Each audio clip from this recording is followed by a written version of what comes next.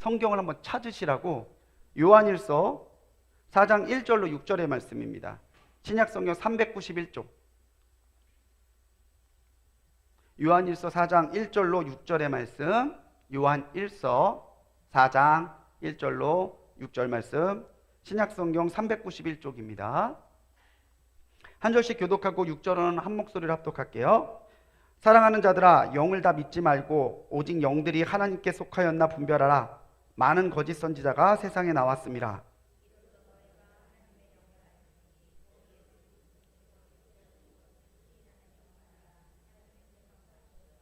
예수를 시인하지 아니하는 영마다 하나님께 속한 것이 아니라 이것이 곧 저 그리스도의 영이니라. 오리라 한 말을 너희가 들었거니와 지금 벌써 세상에 있느니라.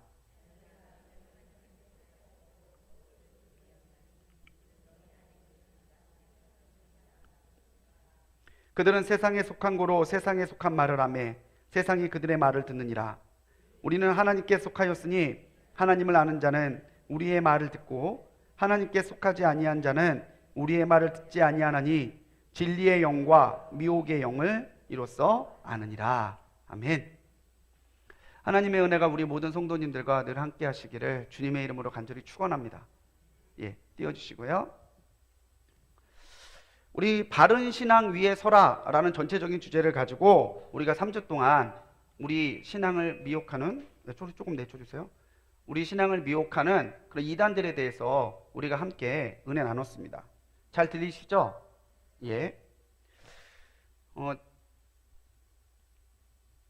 거기 저기 파워포인트 발표자 모드에다가 커서를 눌러주셔야 돼요. 넘겨주세요.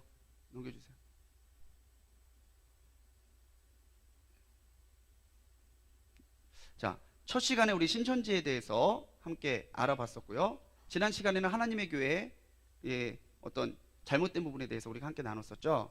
그리고 이제 오늘은 전능신교와 SGI 창과학회에 대한 이야기입니다. 생소하시죠? 혹시 동방번개파라고 들어보셨나요? 동방번개파. 웃음이 나오시죠? 영화 이름 같기도 하고 조폭 이름 같기도 하고 만화 이름 같기도 한데 이 동방번개파가 전능신교예요. 이 전능신교는 중국에서 넘어온 이단입니다. 이제는 우리나라에 있는 이단도 머리가 아픈데 물 건너옵니다. 또 SGI 창과학회 아시는 분들은 아시겠지만 이 SGI 창과학회가 남묘호란기교예요. 남묘호란기교. 그건 아시죠? 얘네들은 일본에서 건너온 애들입니다. 한중일 삼국이 그냥 난리가 났어요. 그래서 오늘 근데 이 전능신교와 SGI는 하나님의 교회나 신천지에 비해서 상대적으로 덜 알려져 있고 또 많이 자기들의 이미지를 포장해놔서 또 숨겨놔서 교인들이 잘 몰라요. 그런데 적지 않은 교회에 또 적지 않은 피해가 있습니다. 그래서 오늘 우리 전능신교와 SGI 창과학회가 어떤 종교인지 알아보고 또 무엇이 잘못됐는지를 함께 나눠보려고 그래요. 먼저 전능신교에 대해서 할게요. 1989년에 중국 허난성의 조유산이라는 사람이 이 전능신교를 창시했어요. 중국에 지금 기독교가 뜨겁게 일어나는 건 아시죠? 그러나 중국의 지하교회가 지금 얼마나 뜨겁게 많은 사람들이 탄압을 하는데도 정말 얼마나 하나님의 은혜 가운데 뜨겁게 일어나는지 몰라요. 근데 예전에는 명확하게 그게 나눠져 있었답니다. 중국에서 인정한 삼작교회가 있어요. 이건 중국에서 허가를 받은 교회예요. 그리고 예전에는 삼작교회는 중국이 체제 홍보를 위해서 만들어 놓은 교회, 그러니까 이건 가짜야. 그리고 지하에 있는 교회들, 탄압을 받고 중국 공산당의 추적을 받으면서도 하나님의 은혜를 사모하고 예배하는 사람들이 지하교회 사람들이니까 이게 다 나눠졌는데 이게 하나님의 은혜가 그런 거죠. 중국 공산당 종교국도 모른대요. 누가 삼작교회의 가짜 교인이고 누가 지하교회의 진짜 교인인지 모른다는 거예요. 지하교인들 중에서도 삼작교회에 들어와 있는 사람들이 있고 그렇게 해서 지금 기독교의 성령의 역사가 중국에 강하게 일어나는데 꼭 성령의 역사가 있는 곳에는 악령의 방해가 있잖아요. 그러다 보니까 중국에는 우리가 알고 있는 것보다 더 많은 이단들이 인구도 많으니까 많은 이단들이 판을 치는데 그 중에 이단 중에 하나가 호한파라고, 호한파, 어떤 신비주의적인 영성을 추구하는 이단이 있습니다. 원래 이 조유산이라는 사람이 호한파라고 하는 기독교 이단에 속해 있던 사람이에요. 이만희나 이런 사람들이 그 이단에 속해 있다가 나와서 자기 이단을 연 것처럼 이 사람도 이단에 속해 있다가 나와서 전능신교라고 하는 이단을 연 거죠. 이 전능신교는요, 나중에 말씀드리지만 시대를 세 시대로 분류해요. 하나님께서 함께 하셨던 창조시대, 예수님이 함께 하셨던 은혜시대, 지금은 전능자가 함께하는 국도시대라고 그래요. 국도시대. 시대를 그렇게 나눠놓고 지금은 국도시대가 도래했는데 이 예수님이 이미 재림하셨다고 주장하는 거죠. 근데 어떻게 재림하셨냐? 여자의 몸으로, 동양 여자의 몸으로 동쪽에 오셨다. 그래서 동방의 번개같이 나타난 전능자에서 동방번개파라고 그러는 거예요. 1980년 후반에 이 조유산이 호안파의 그 집회에 참석하다가 등시성을 가진 여인을 만나게 되는데 이 여자가 자기가 하나님 앞에 계시를 받았다고 주장하는데 그 얘기를 들어요. 듣고 나서 진짜 이 사람한테 하나님의 역사가 있구나 라고 생각을 하고는 이 등시 여자가 재림한 예수라고 주장하기 시작하는 거죠. 그래서 전능자라고 말하는, 전능신교에서 말하는 전능자는요, 이 등시성을 가진 여자, 예수님이 재림한 모습이라고 주장하는 그 여자가 전능자예요. 이 여자가 등시성을 가진 여자인데 이게 옛날 사진입니다. 옛날 사진. 근데 이때 그리스도로 추앙됐을 때에 이 그 등시성을 가진 여인이 18살이었어요. 18살. 되게 어린 여자인데, 근데 이 전능신교가 나날이 새가 많아집니다. 그런데 이 전능신교의 배후에는요, 삼합회라고 하는 중국의 오래된 폭력 조직이 연계되어 있다는 말이 있어요. 얘네들은 되게 무섭습니다. 예, 그냥 가리지 않고 가서 마음에 안 들면 부시고 그래요. 그러니까 중국 내에서도 이 사람들과 관련된 폐해들이 많아지니까 중국 정부가 이 전능신교를 사교 집단으로 규정하고 2012년 한 해 대대적인 체포작전을 벌여서 1000명 이상의 신도를 체포해요. 이 과정에서 조유산과 이 등씨 여인은 중국을 피해서 외국으로 도망하게 됩니다. 중국 내에는 지금 최소 아무리 적게 잡아도 수백만 명의 신도가 있을 걸로 추정이 됩니다. 근데 워낙 인구가 많아서 수백만 명 정도야 뭐 미비한데 그건 중국 내에서 얘기고요. 이 사람들이 지금 한국으로 계속 건너오고 있다는 거예요. 핍박을 피해서. 한국에는 2011년 안산 지역을 중심으로 암암리에 진출했던 걸로 보이는데 한국에 지금 굉장히 많은 조선족들과 화교들이 와 있잖아요. 먼저의 1차적인 포섭 대상들이 이 사람들이에요. 한국에서 고생하고 있고 한국에서 위로가 필요하고 자기들끼리 정말 뭐 한국에서 애환을 겪고 있는 그 사람들이 1차적인 포교의 대상인데 조선족과 화교를 중심으로 포교를 하다가 최근에는 이 조선족과 화교와 연계를 맺고 있는 한국 사람들에게까지 포교를 넓히고 있다는 거죠. 지금 보이시는 이 그림이요, 조선일보의 2013년 전면 광고로 나왔던 전능신교의 광고입니다. 어떤 자기네가 발행하는 게 아니고요, 지금 조선일보라고 하는 기관지에다가 전면 광고를 냈어요, 이 사람들이. 마태복음 24장 27절을 근거로 재림주가 동방에 번개같이 임한다고 해서 동방번개파로 불리는데 24장 27절 말씀이 그거죠. 번개가 동편에서 나서 서편까지 번쩍임 같이. 봐라, 동편이지 않냐. 예.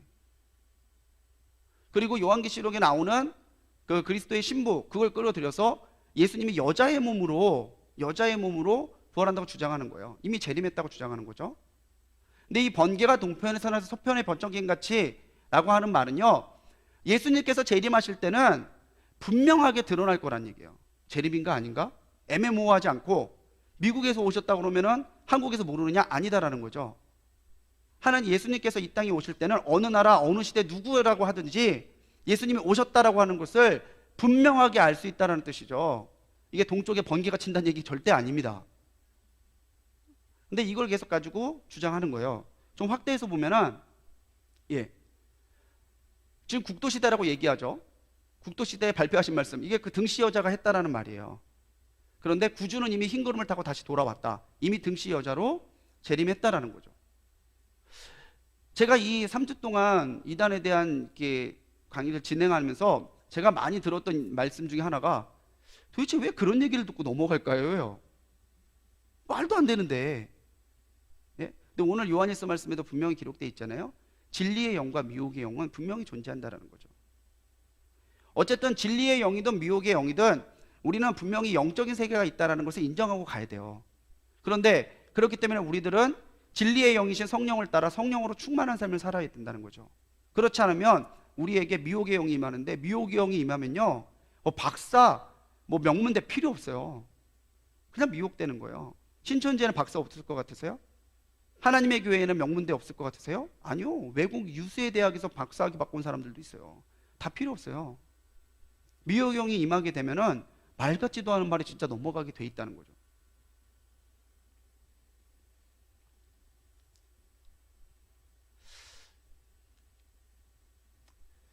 이 조유사는요, 1951년 12월에 철도국 직원, 철도국에서 일하는 직원의 10남매 중에 장남으로 태어났습니다. 역시 중국이요. 스케일이 다르죠. 10남매예요. 거기에 장남이에요. 원래 본명은 조곤이었는데 나중에 호환파에 들어가면서 이름을 유산으로 바꿉니다. 그리고 아버지의 뒤를 따라서 71년에 철도 공무원으로 재직하게 되는데, 불성실한 근무를 하다가 잘려요. 근데 그 불성실하게 된 이유가 뭐냐면 그때부터 호환파 기독교에 빠져 있었다는 거예요. 잘못된 교회에. 중국 내에서도요, 이 호환파 내에서도 기독교 중에 그 한분파, 이 호환파의 종교교사로까지 활동할 정도로 그 교리에 빠삭했었는데, 그러던 중에 이탈해서 전능신교를 세우고 자기를 따르는 7명의 사람들에게 7영, 너희들은 7영이다 라고 해서 이름을 갖기 전비, 전능, 전영, 전지 이런 게 이름들을 줬어요. 원래는 자기가 그 7명에 들어가 있었는데 나중에 이 등씨 여인을 여자 그리스도로 세우면서 등씨와 자기는 7명에서 빠져요. 새로 2명을 세우죠. 원래는 전권, 모든 권세라는 이름이 조유산 자기의 이름이었고, 이 등씨 여인은 전능, 모든 능력이라는 이름으로 불리던 사람인데 이제 자기는 대제사장이라고 얘기하고, 이 등씨 여인은 여자 그리스도다, 여우 그리스도다 라고 추앙을 해요. 95년부터 시작된 중국 정부가 그 전능신교를 대규모 타협했을 때 2000년 미국으로 도주해서 지금은 뉴욕과 토론토에도 센터가 건립하고 해외에서 국내에 있는 신도들을 조종하면서 그 세를 키워가고 있습니다. 그럼 이 등씨 여인은 누굴까? 이 등씨, 원래는 본명은 등씨성을 가진 여인인데 본명이 안 알려져 있습니다. 대신에 이 여자 그리스도라고 불리는 등씨 여자는 양상빈이라는 이름으로 가명으로 활동을 해요. 양상빈이라고. 하남섬 낙양 출신입니다. 그리고 지금까지도 결혼을 안 했어요. 10대 때 이 양상빈이라는 여자가 호환파 집회에 참석하게 된 게 왜냐면 정신질환을 앓고 있었대요. 근데 아무리 병원에 가도 안 낫는 거죠. 그런데 호환파가 아까 말씀드렸지만 신비주의를 굉장히 강조하는 이단 분파라고 그랬잖아요. 거기 가면 병이 낫는데, 그러니까 거기 병을 낫겠다고, 정신질환 고치겠다고 거기에 온 거예요. 근데 왔다가 자기가 하나님의 계시를 받았다고 주장하는데 그거를 조유산이 그럼 네가 그리스도다 그런 거죠. 예, 정신질환을 앓고 있는 10대 여자가 내가 계시를 받았다고 그러는데 네가 그리스도다 라고 얘기해서 데리고 나왔다는 거예요. 그래서 지금 형식적인 표면적인 교주는 여자 그리스도 이 양상빈인데 실제 교주는 조유산이라는 거죠. 지난주에 하나님의 교회도 마찬가지였잖아요. 표면적 교주는 장길자, 그 사람이 그리스도의 신부라는 이름으로 보여 있지만 실질로 그것을 끌어가는 사람은 김주철, 총희창이듯이 여기도 마찬가지다라는 거죠. 묘하게 우리가 신천지를 보고 하나님의 교회를 보고 전능신교를 보잖아요. 어쩌면 이단들이 이렇게 비슷비슷하게 닮아가는지 모르겠어요. 요즘에 이단들을 보면서 우리 이단 전문 신학자는 그러더라고요. 예, 여인천하라고. 신천지에는 김남희, 하나님의 교회에는 장길자, 예, 건너온 전능신교회에는 양상빈, 다 여자가 내세우고 있고 실질적으로는 뒤에 따로 조종하는 그런 관리자가 있는 것처럼. 그럼 전능신교는 지금 어떠한 모습으로 활동하고 있는가? 이제 먼저 큰 틀을 놓고 보면 맨 위에 여자 그리스도 등씨가 있습니다. 그리고 이 여자 그리스도 등씨를 주장하는 대제사장 조유산이 있고 그 밑에 칠형 7명의 지도자들이 있어요. 그래서 이 사람들이 또 다른 이름 동방번개파 말고 다른 말로 불리는 별명은 칠형파, 7명의 영이 끌어가는 파라는 얘기예요. 중국 내에서는 200명, 300만, 자기네들은 한 700, 800 얘기하는데 실제로는 2, 300만 정도 될 거라고 추정이 되고요. 국내에는요, 한국, 한족, 중국의 본토족이죠. 한족과 조선족이 80% 정도, 그리고 한국이 20%의 비율로 구성되어 있는데 얘네들이 하도 점조직으로 운영이 돼서 지금까지도 지금 이 한국 내 전능신교 교인이 몇 명인지 몰라요. 그래서 지금 이단을 전문적으로 연구하시고 하시는 목사님들이나 그 신학자분들이 가장 관심 갖고 주목해 보는 분파 중에 하나도 이 전능신교예요. 재작년에 우리 감리교회에서 이단에 대한 안내 책자를 발간했습니다. 이제 감독회장이 계실 때 발간한 건데 거기에 이 전능신교가 들어갔어요. 실제로 인천 쪽이라든가 중국 사람들이 많이 거주하는 곳에는 이 전능신교가 굉장히 그 지역에 있는 교회들을 많이 위협하고 있는 것도 사실이거든요. 2013년 우리나라 이제 시사저널이라고 하는 그 잡지에서 자기가 이 전능신교에 가입하고 싶은 것처럼 접선을 해가지고 그 안에 들어가서 잠입 취재를 했던 것을 발표했던 적이 있습니다. 근데 거기에 따르면 이 사람들이 자기 본명을 조직 내에서 안 사용한대요. 제 이름이 이면목인데 그 들어가서는 이면목이라고 안 하는 거예요. 난 알렉스야. 그렇게 얘기하는. 그럼 알렉스인 줄 아는 거예요. 나는 꽃분이야. 그럼 그 사람은 꽃분이에요. 계속 별명, 다른 가명을 가지고 활동을 하니까 그 안에 있는 사람도 얼굴은 아는데 이 사람이 뭐 하는지 누구 하는지 몰라요. 그 위에 핵심 간부들만 안다는 거죠. 그래서 몇몇 사람들이 중국 내에서도 마찬가지죠. 1000명 정도 잡혀갔다 하더라도 이 사람들이 크게 무리가 없는 거는 1000명 정도가 잡혀가도 이 사람들을 아무리 취조를 해도 몰라요. 자기들끼리 모이기 때문에 모르는 거야, 서로.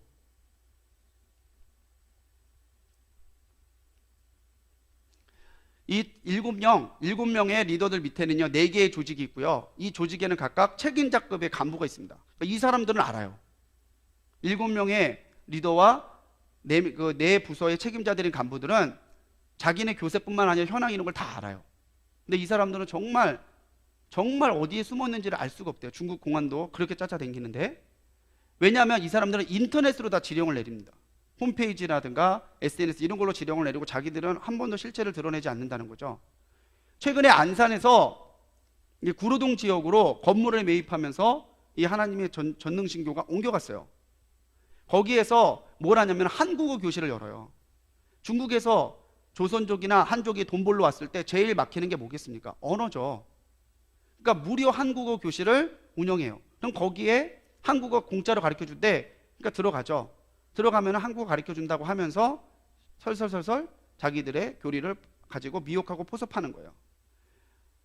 최근에는 조선일보뿐만 아니라 동아일보에도 대대적인 홍보 강조를 하면서 이제 점차 자기들을 표면화시켜서 드러내고 있다는 거죠.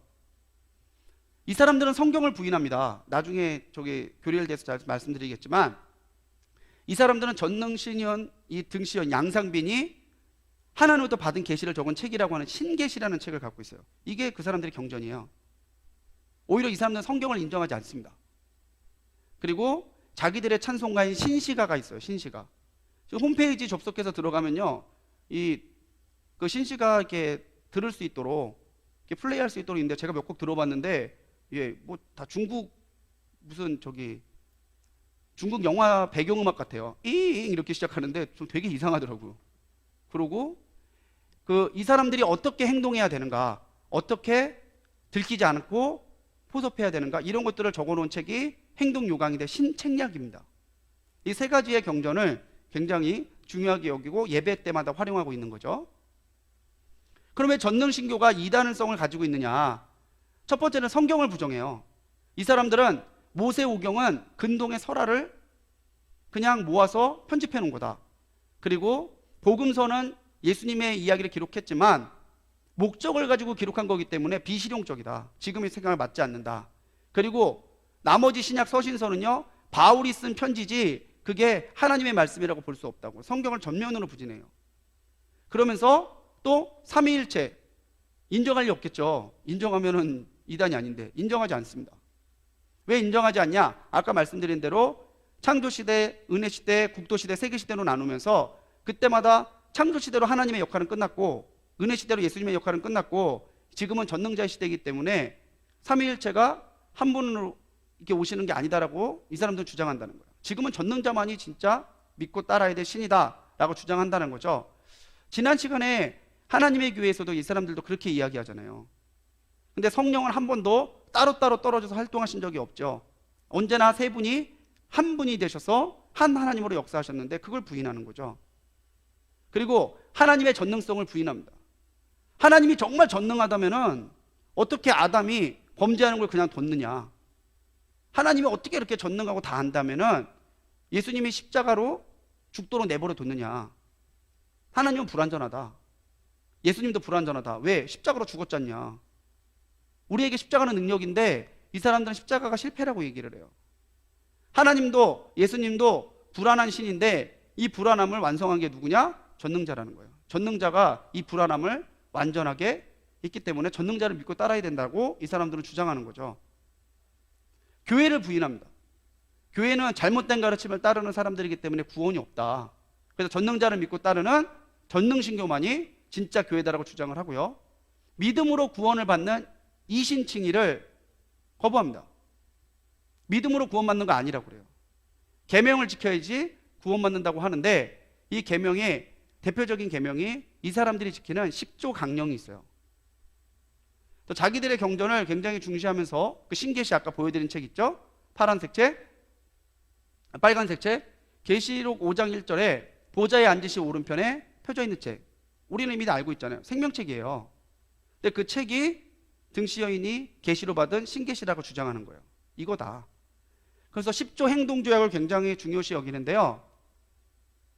먼저 10조인의 첫 번째는 진짜 이게 하나님께 들어진다면은 틀린 말들이 아닙니다. 그런데 여기서 말하는 하나님은 전능신, 양상빈 여자를 말하는 거고 중간에 제사장 이런 단어들은 조유산을 말하는 거예요. 사람은 하나님만을 경배하고 높여야 하고 자신을 망령되이 여기거나 스스로 높이면 안 된다. 맞는 말이죠.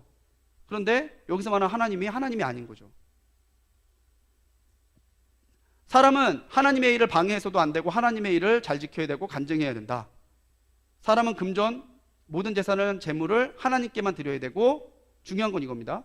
이 재물은 제사장과 하나님 외에는 사용하거나 누릴 수 없다. 예. 모든 재산권이 두 사람에게 집중되는 거죠. 실질로는 한 사람이겠죠. 조유산. 이거 왜 이렇게 썼나요? 우리 회계 발표해 주세요. 이런 거 할 수 없다는 거예요.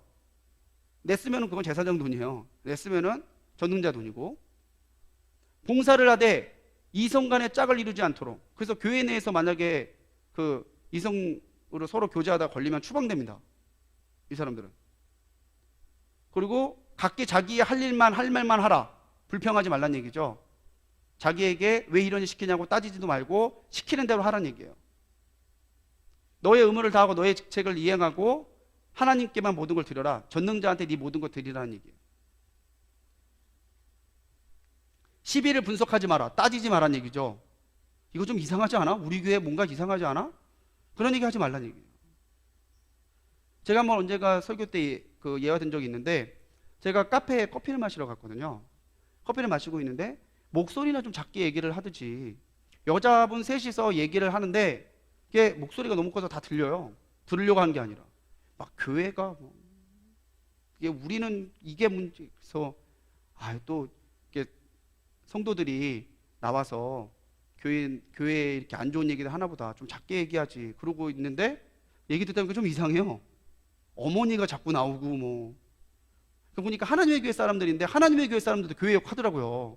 우리 교회는 이게 불만이고 야 우리 교회는 왜 이런 거 안 해주냐고. 제가 이단도 불평하는구나. 저 그때 알았어요. 그런데 이 사람들은 시비를 따지지 말란 얘기예요. 무조건 하는 대로 따라오란 얘기죠. 그리고 네가 숭배하는 어떤 사람이라도 하나님과 동등히 여기서는 안 되며 이미 지네가 사람인데. 근데 이 동등히 여기자 말하면 뭐냐면 조유산 외에는 다른 사람 따르지 말란 얘기예요. 전능신교에서 자기가 호암파에서 갈라 나왔잖아요. 마찬가지로 전능신교에서 다른 분파가 이탈될까봐 다른 사람들 따르지 말라고 아예 못 박아서 가르치는 거예요. 그리고 구조에서는 자신의 생활을 뒤로하는 것이 성도의 마땅한 본분이다. 생업보다 가정보다 조직에 충성하라는 얘기예요. 10조는 더 나갑니다. 하나님의 집에 사람이 부족하지 않다. 그러니까 안 믿는 친척을 억지로 데려오지 마라. 이 말이 뭐냐면은 딸이 빠졌어요. 아빠가 와갖고 왜 우리 딸 이렇게 하냐고 그럴까봐 데려오지 말라는 거예요. 실질로 중국 내에서 문제 중에 하나가 뭐냐면 가출을 해요. 하나님의 일이 우선이라고 남편이 직장 가만두고 뭐 전도한다고 한국으로 그냥 미리국해서 들어가 버리는 거예요. 가정이 깨지고 직장 잘 다니는 사람이 직장 때려치고 이런 일들이 일어나면서 정상적인 생활이 안 되는 거예요. 그걸 조장하니까. 또 그렇게 해서 신도들의 재산을 착취해서 자기들의 재정적인 걸 불려가니까. 중국 만화의 그 신문에 실린 이 전능신교를 경계하는 만화입니다. 위에서 보면은 지금 중국어로 써서 잘 모르시겠지만 그 여자가 돈을 밑에 그 박스에 옆에 사교라고 써 있어요. 잘못된 종교. 그 사교한테 돈을 넣는 거죠. 그 남편이 물어요. 당신 왜 그 돈을 거기다 갖다 주냐? 근데 이 여자가 그렇게 대답하는 거죠. 이미 세계에는 종말이 왔기 때문에 의미 있는데 가치 있는데 돈을 써야 되기 때문에 여기에 낸다 라고 하는 것을 풍자해서 그린 그림이에요. 중국 내에서 이게 이렇게 심각하죠. 아까 말씀드렸지만 좀 글자가 작아서 그러시겠지만 율법 시대가 있고 은혜 시대가 있고 국도 시대가 있습니다. 이 율법 시대 때 하나님은 은밀하고요. 창조주 하나님이 하나님이셨고 그 다음에 신의 성별은 중성, 성이 없었어요. 그런데 은혜 시대 때는 예수님이 와서 남자 신인 예수님이 와서 이 하나님의 뜻을 이어갔고 지금은 여자 신인 전능자가 이끌어가는 국도 시대라는 거예요. 국도 시대. 그래서 이 사람들은 지금도 국도는 말 되게 많이 합니다.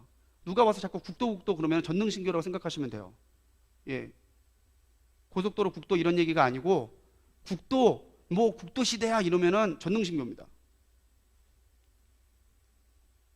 지금 여러분 보시기에 이제 보이는 건물이 지금 구로구에 위치해 있는 전능신교 본부 건물이에요. 지금 이게 사진이 조금 작게 나왔는데 실질로 보면은 규모가 제법 크답니다. 여기에서 지금 한국어 교실, 뭐 이런 문화 교실 같은 거 하는 거죠. 그래서 지금 옆에 있는 거는 지금 모자이크 돼 있고 아이를 안고 있는 여인이 중국에서 남편을 찾아 들어온 여인이에요. 직장 잘 다니고 있던 남편이 아무런 연락도 없이 그냥 사라졌어요. 그래서 수소문하던 차에 그 직장의 동료 중에 누구 하나가 이 사람이 뭐 전능자가 어쩌고 이렇게 얘기했다는 거예요. 자기는 전능자를 위해서 일하러 가야 된다고 막 얘기했다는 거예요. 그래서 얘기를 들어보니까 한국으로 미리국해서 들어갔다는 얘기를 알고 한국에 들어와서는 우리 기독교 이단 연구소에다가 요청을 해서 우리 남편 좀 찾아달라고. 그래서 그걸 갖고 이제 기자회견하고 이 남편에게 돌아오라고 호소하는 그 기자회견 내용을 찍은 사진입니다. 부인이 한국까지 남편을 찾으러 나올 정도로 이 사람들이 가정을 해체시키고 무너뜨리는 또 기존의 교회를 파괴하는 일은 정말 엄청나게 빠르게 강하게 진행되고 있다는 거죠. 그럼 전능신교는 어떻게 해서 포교를 하는가? 먼저 기존 교회에 침투하는 건 비슷합니다. 가서 뭐 자기 조선에서 돈 벌러 왔는데 자기가 거기 있을 때 가정교회에 있었다, 뭐 지학교회에 있었다, 삼작교회에 있었다 이러면서 교인처럼 들어오는 거예요.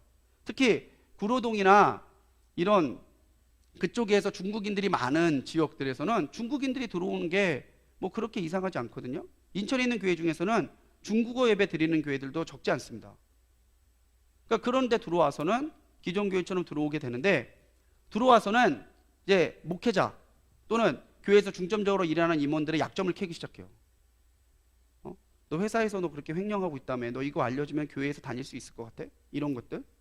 그리고는 그 전능신교회에 있는 여성 신도들을 이용해서 미인계로 유혹하는 경우들도 적지 않아요.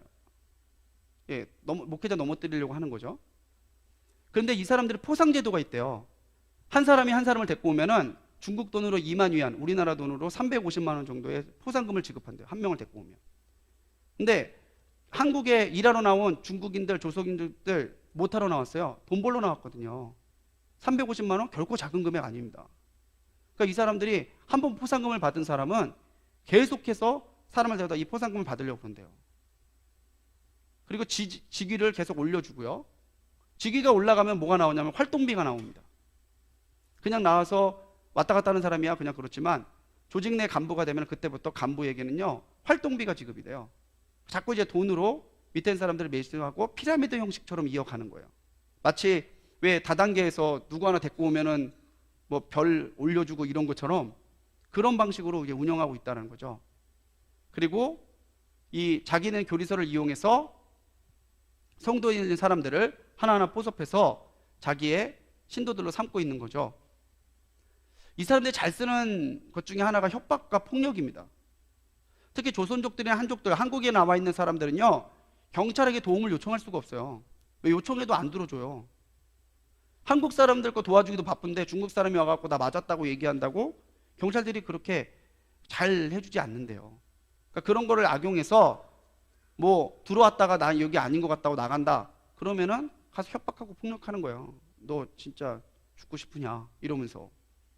또 자신들의 이단성과 문제들을 보도하는 기관이 있다면 협박하고 폭력한대요. 아까 시사저널 얘기했잖아요.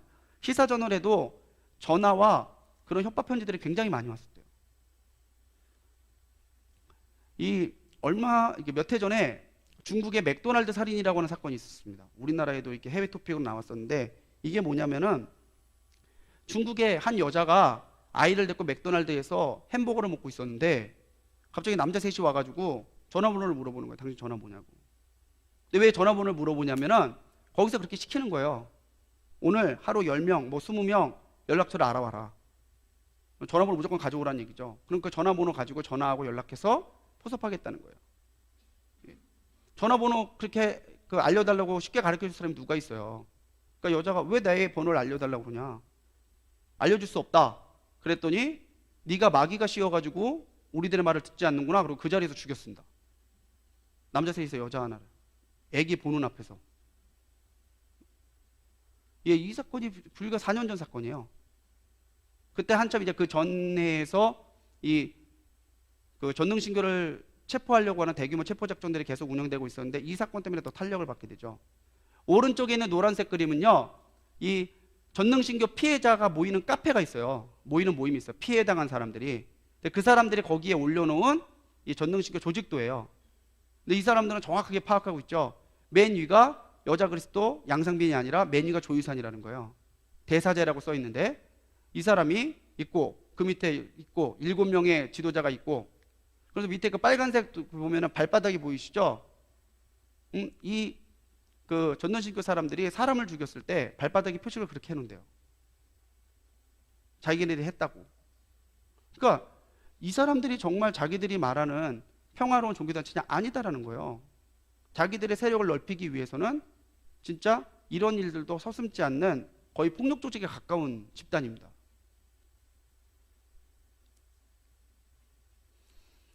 우리가 그렇게 해서 우리 전능신교에 대해서 알아봤는데 전능신교는 솔직히 지금 중국과 한족들 중심으로 가고 이제 교회로 들어오고 있는 단계라 아직 알려지는 바가 많지는 않아요. 하지만 우리가 기억해야 될 건 그거라는 거죠. 와서 국도, 뭐 여자 그리스도 이런 얘기하는 사람들이면 전능신교 사람들이에요. 동방번개파.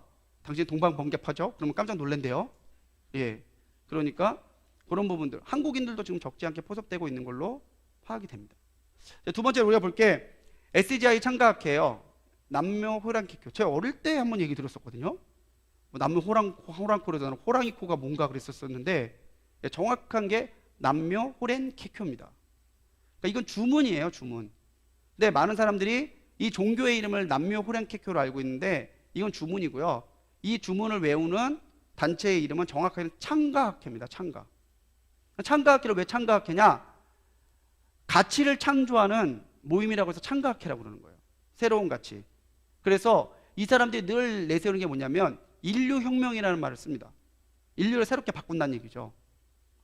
그래서 인류혁회를 하는데 이 남묘호랭케코라는 게 뭐냐면은 이 남묘호랭케코라는 단어를 주문을 계속 외우면 우리 안에 생명이 생겨서 병도 낫고 애군도 물러가고 모든 게 다 잘 된다는 거예요. 딴 거 필요 없다는 거죠. 경전 못하러 공부해. 남묘호랭케코만 외우라는 얘기예요. 그래서 이 남묘호랭케코 믿는 사람들을 보면요, 집에 단이 있습니다. 그 단도 이렇게 본부에서 팔아요. 좀 저렴한 보급형은 나무고요. 좀 비싼 거는 금으로 장식된 거. 가운데 놓고 새벽마다 뭐 하루에 3번을 그 촛불 켜놓고 앉아서 남묘를 캔크만 2시간, 3시간 외우는 거예요. 예. 이 남묘를 캔크는요, 1922년에 태어난 승려 니치렌이라는 승려가 있습니다. 이 니치렌이라고 하는 승려가 불교의 많은 경전 중에 최고의 경전은 법화경이라고 주장한 거예요. 법화경. 그래서 이 법화경이 최고다라고 하는 것을 다른 한 개의 파를 만드는데 이게 일련정종이라고 하는 일본의 분파입니다.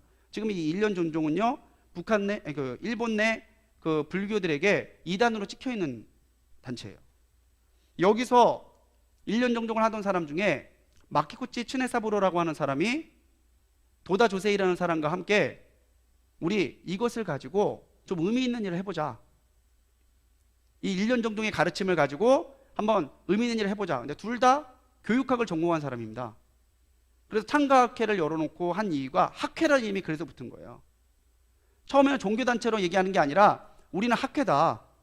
좀 효율적인 교육의 이론을 개발하기 위한 학회다. 이런 식으로 포장하고 시작했던 거죠.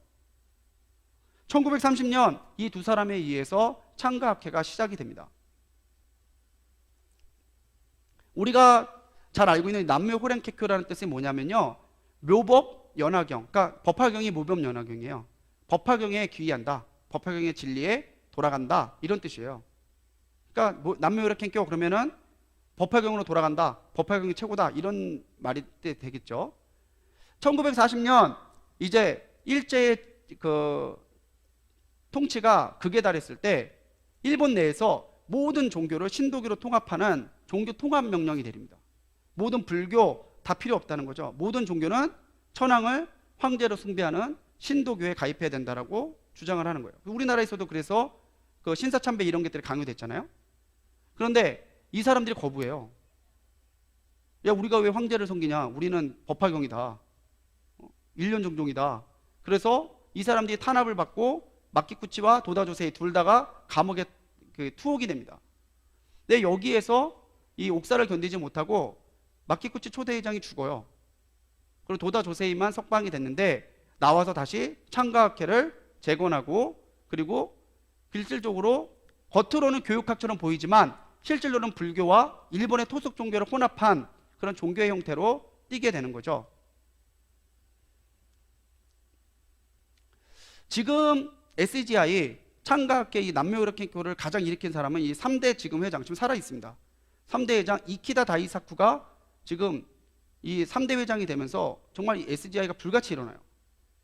일본 내에서도 그렇고, 그리고 한국에서도 이 사람이 결정한 거죠. 한국에도 우리가 가서 세력을 넓혀야 되겠다. 그래서 본부는 지금 도쿄 신주쿠에 있고요. 자기들의 주장에는 156개의 회원단체가 있고 전 세계 192개국 3천만 명의 신도가 있다라고 이야기하는데 실제로는 3분의 1 정도, 한 1,000만 명 정도 될 걸로 추정은 됩니다. 한국에는 대략적으로 100만 명 정도 있는 걸로 파악이 되고요. 이 이케다 회장이요, 이름을 옛날 창가학회, 그 한 일본식 발음이잖아요. 이 일본식 발음을 영어명으로 바꿔서 국제화라고 하는 이미지를 가져와요. 그래서 SGI, 소카카카이 인터내셔널 버전 이 그 영문인데 가치를 창조하고 배우다라는 뜻입니다. 일본어로. 그걸 그대로 쓴 거고, 이거를 더 요즘엔 발전시켜서 Social Grouping Institution, 사회적 그룹으로, 사회적 그룹 기관, 이런 식으로 해서 표기하기 때문에 모르는 사람들은요, 이게 종교인지를 몰라요. SGI가 회사인 줄 알거나 아니면 무슨 단체나 뭐 이런 봉사단체인 줄 안다는 거죠. 그러니까 그냥 SGI에서 하는 문화 행사, SGI에서 하는 어떤 어학 공부 이런 거 하다가 거기에 들어가게 되는 거예요. 이 사람들이 정말 집중적으로 파고드는 게 뭐냐면요, 문화사업이에요. 문화사업. 문화사업 하는 사람을 해서 뭐 영화나 드라마 이런 거 제작하는 거 금전적으로 지원을 많이 해주고요. 그래서 이 그 창가학회 회원들 중에서는 연예인들이 되게 많아요. 아까 이따가 나중에 제가 그 대표적인 연예인들을 말씀드릴 텐데 여러분 깜짝 놀라실 겁니다. 예.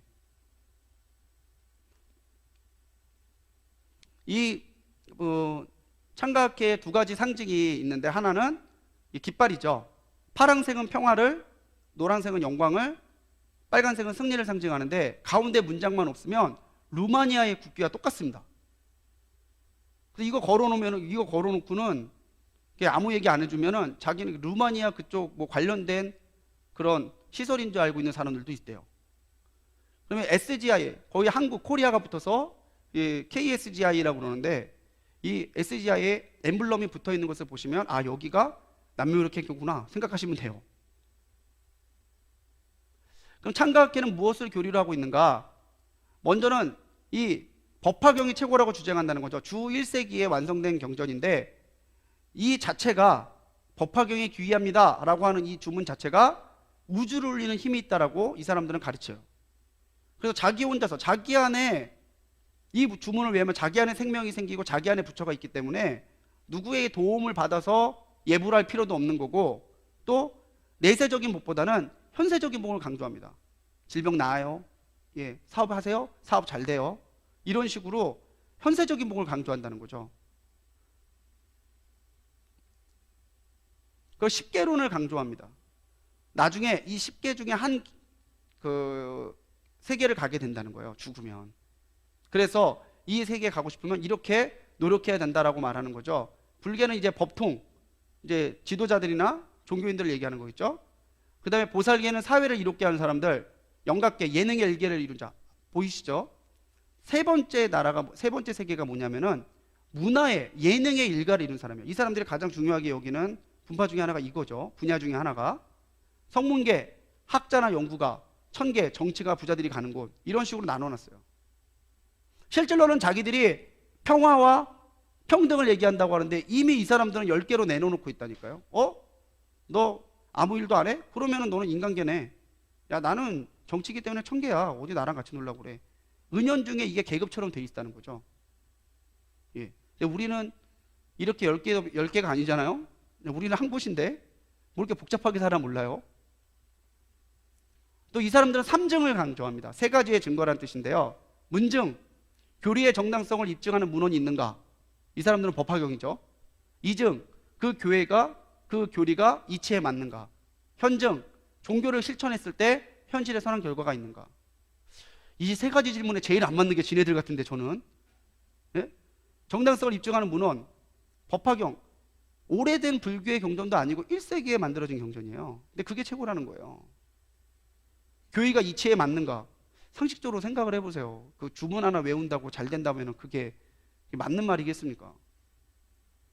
종교를 실천하면 현실에 선한 결과가 있는가? 여기서 말하는 선한 결과는요, 뭐 병고침이라든가 이런 현세적인 복들을 얘기하는 거예요. 그러면서 똥 묻은 개가 겨묻은 개 나무란다고 다른 종교들을 비판합니다. 첫 번째는 불교를 비판해요. 자기들의 그 법화경의 교리를 해설한 절복교전이라고 하는 이 해설서가 있습니다. 거기에 뭐라고 쓰냐면 석가는 이미 죽었다. 과거에 부처니까 지금 우리랑은 상관이 없다는 거예요. 너희들이 남묘흑행에 왜냐면 네 안에 우주가 생기고 네 안에 부처가 있으니까 석가 믿을 필요 없다는 거예요. 그래서 불교에서는 이 SGI 창가학회를 이단으로 규정하고 있어요. 불교의 이단이에요. 그리고 기독교도 절복교전에서 계속 공격합니다. 예수님의 동정녀 탄생 비판하죠. 여성은 본래 악하다고 얘기해요. 여자는 본래 악하대요. 요즘 같으면 밥도 못 얻어먹을 얘기죠. 여자들이 얼마나 무서운데, 여자들은 악하다고. 그런 악한 여자에게서 동정녀, 처녀인 여자에게서 예수님이 태어났다는 말은 있을 수도 없다는 얘기예요. 악한 여자가 무슨 일을 할 수 있다고.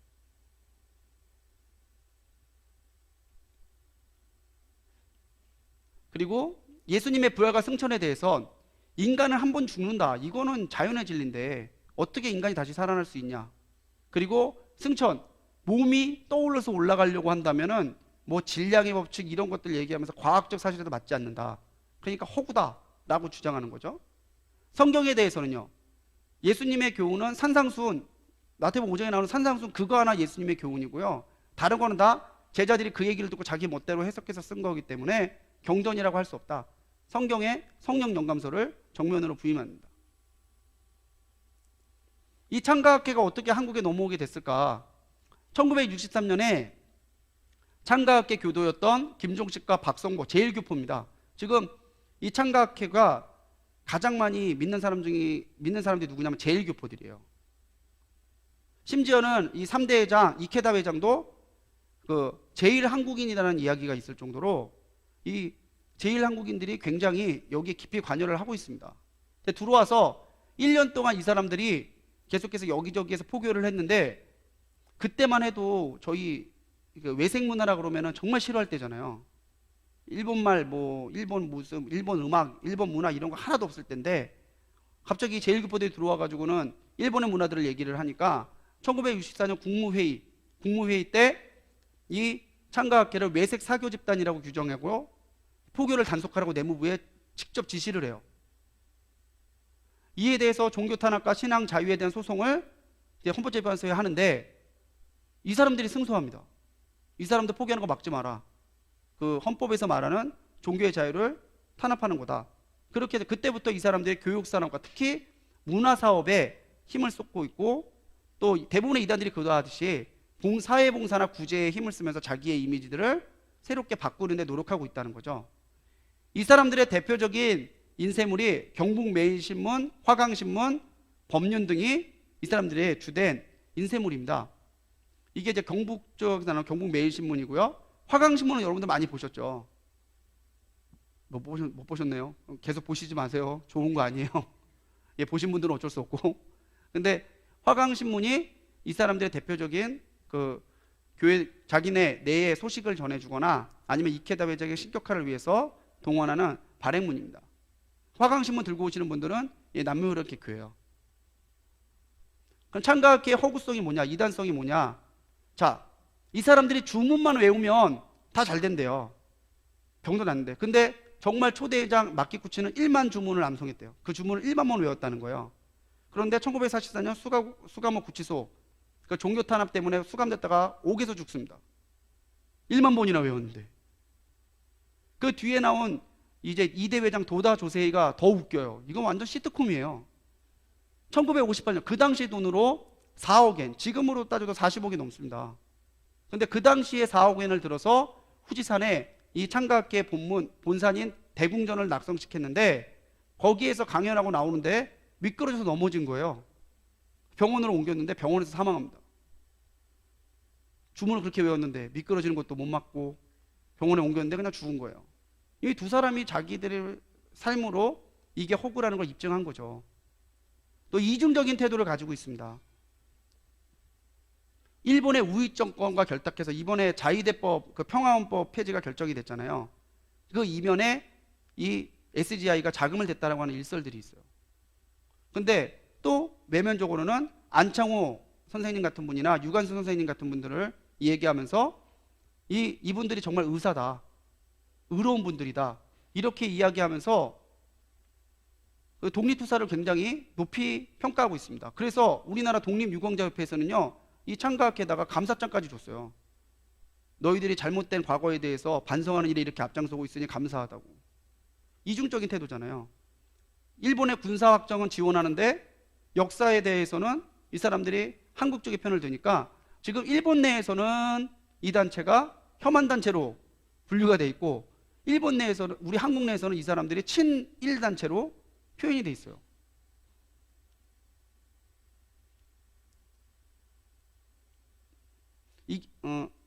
이게 지금 그쪽에서 나오는 보급형 예단입니다. 일반적으로 이게 신도가 됐을 때 거기서 살 수 있는 예불인데, 이걸 집에 차려놓고 얘기를 해요. 부처를, 내 안에 있는 부처를 얘기하지만 실질적으로는 이케다 회장 개인을 위한 조직임이 드러나고 있는 거죠. 또 이 허구가 뭐냐면, 매일 예불하고 주문을 외우는데 신도들 중에서 병에 걸린 사람 나오고 죽는 사람 나오고 똑같아요. 더러 낫는 사람도 있겠죠. 있는데 이 사람들은 무조건 외우면 된다고 그러는데 외워서 안 된다니까요. 그달에 아프고 힘들고 망하고 사업 망하는 게 똑같이 일어나요. 그럼 그때마다 이야기하는 게 뭘까요? 주문을 외웠는데 사업이 망했대요. 그럼 뭐라고 그럴까요? 네, 네가 정성이 부족해서 그런 거라는 거예요. 좀 더 많이 외웠어야지. 1시간 더 외우지 그랬니? 이런 식으로 너의 공덕이 부족하다는 식으로 몰아가는 거죠. 창가학회는 지금 뭐 교회 쪽으로 파고든다기보다는 광범위하게 포교를 합니다. 그래서 일단 주문의 무조건적인 효과를 강조하면서 어려운 가운데 있는 사람들을 집중 포교해요. 우리 옆집에 진짜 뭐 큰 병에 걸려갖고 병원비를 많이 쓰고 있대. 그러면 가서 얘기하는 거예요. 누구 엄마 병원에 못 들어 돈 갖다 줘. 남묘로 캥기면 외우면 나랑 같이 해봐. 이런 식으로 아픈 사람, 진짜 지푸라기라도 짚는 사람한테 그런 심리를 이용해서 들어가는 거죠.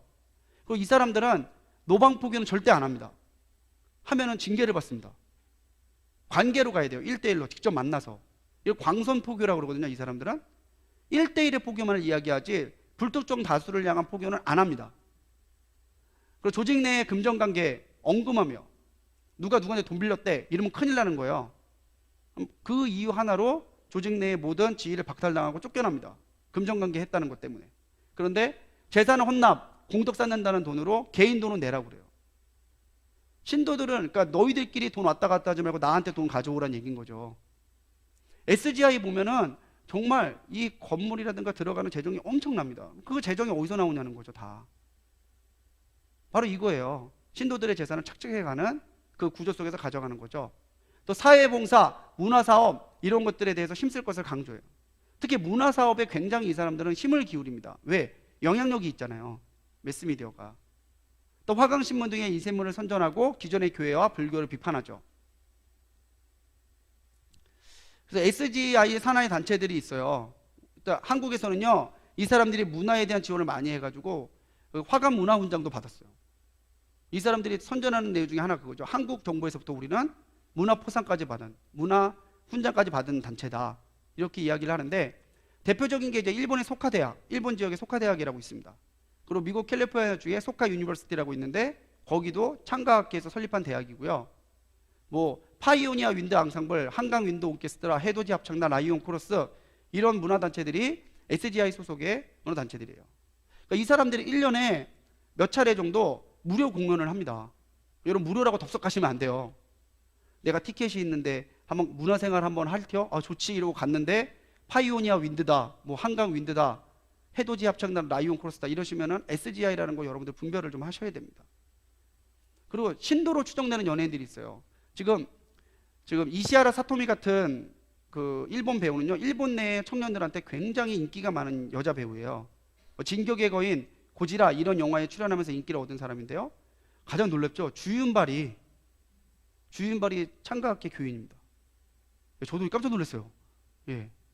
허비 앤콕이라고 유명한 재즈 연주가가 있는데 이 사람도 신도고요.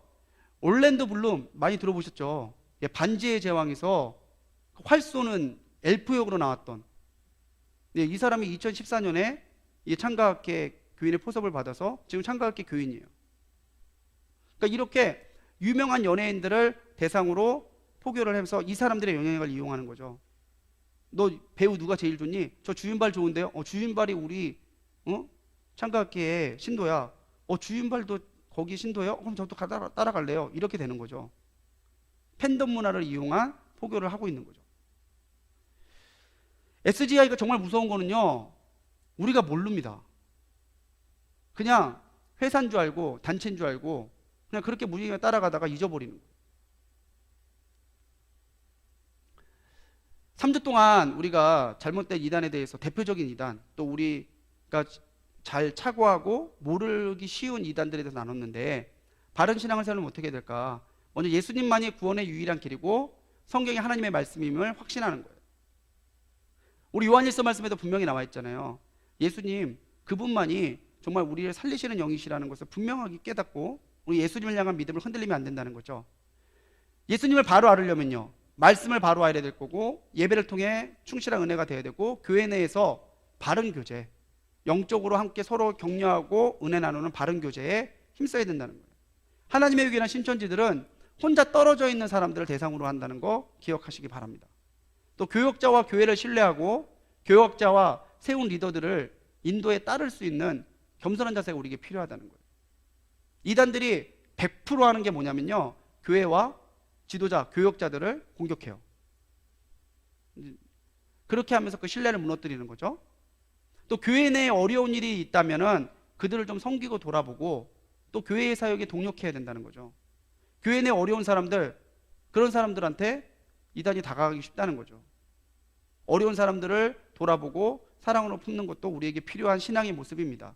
또 이단이 접촉해 왔을 때 교회에 알려주고 대처하게 하시는 게 굉장히 중요해요. 어디 좋은 데 가서 성경 공부 한번 해봅시다. 뭐 국도가 어떻고 화강신문 갖다 주고 이렇게 하시면 얘 좀 이상한데 싶으시면 얘기를 해주셔야 돼요. 그렇게 해야 교회에서도 알고 대처를 하기 때문이죠. 중요한 거, 교회의 전통을 존중하고 이단의 실상에 대해서 공부하는 것. 신천지를 연구하시는 그 목사님이 그런 얘기 하시더라고요. 정기적으로 이단에 대해서 가르치는 교회에는 신천지가 안 들어간답니다. 뭐 들어가 봐야 별로 효과가 없으니까 그렇겠죠. 예. 그러니까 무지하면은 당하는 거예요. 말씀에 깊이 알고 말씀으로 분별하고 하나님을 향한 바른 지식으로 무장해 있다면은 이단의 미혹이 들어오도 분별해내는 거죠. 미혹의 영, 진리의 영 분명히 같이 있다라고 오늘 말씀 요한일서 말씀에도 함께 하시는데, 우리가 하나님의 말씀 가운데 은혜 가운데 든든히 서서 미혹의 영을 물리치고 진리의 영을 따라감으로 바른 신앙 위에 설 수 있는 우리 모든 불꽃교회 성도님들이 되시기를 주님의 이름으로 간절히 축원합니다.